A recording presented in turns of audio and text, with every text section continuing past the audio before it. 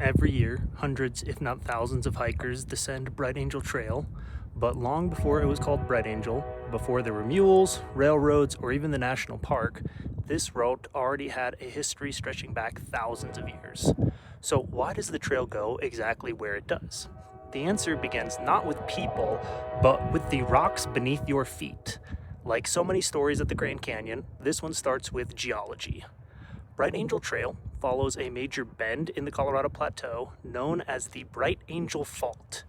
Millions of years ago, movement along this fault broke up and weakened the rock, creating a natural corridor through the cliffs.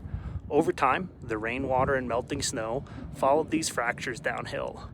Water always takes the path of least resistance, and year after year, it slowly carved a drainage leading from the south rim towards the Colorado River. What began a crack in the earth eventually became one of the easiest natural routes into the canyon. Long before the European Americans arrived, the Havasupai people knew this route well. They called it the Coyote Trail and used it to travel between the rim and the inner canyon. One important destination was Garden Creek, nearly 3,000 feet beneath the south rim. This is where reliable springs provide one of the few dependable water sources in the area. For generations, this wasn't simply a hiking trail. It was a travel route, a trade route, a hunting route, and a path connecting families with the places they called home. Everything began to change during the late 1800s. That's when American prospectors arrived at the Grand Canyon searching for mineral wealth. Like the Havasupai before them, they quickly realized that the easiest way into the canyon was to follow this existing route.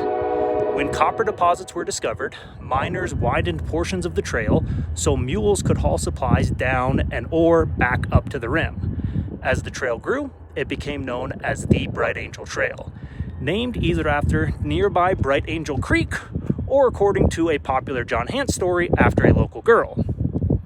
By the turn of the 20th century, something unexpected happened.